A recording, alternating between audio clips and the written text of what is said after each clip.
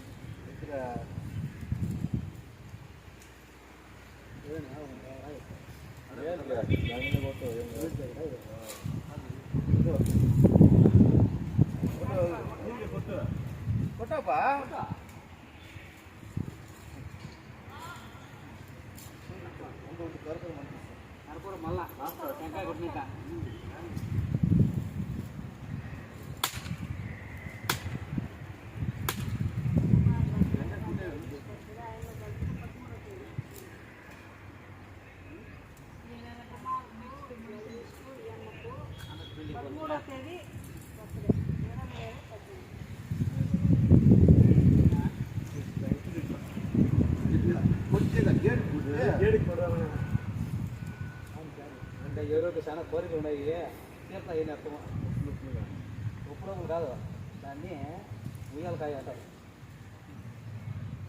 చూడు ఉయ్యాలకాయ.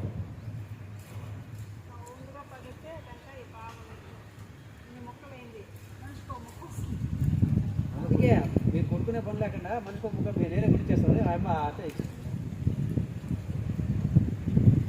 ఇప్పుడు జై మల్లమాంబ అనండి. జై మల్లమాంబ, జై మల్లమాంబ, జై మల్లమాంబ, జై మల్లమాంబ, జై మల్లమాంబ, జై మల్లమాంబ, జై శాలివాహన, జై శాలివాహన, జై శాలివాహన, జై శాలివాహన, జై శాలివాహన, జై శాలివాహన, జై కుమ్మరి, జై కుమ్మరి, జై కుమ్మరి, జై కుమ్మరి, జై కుమ్మరి, జై కుమ్మరి.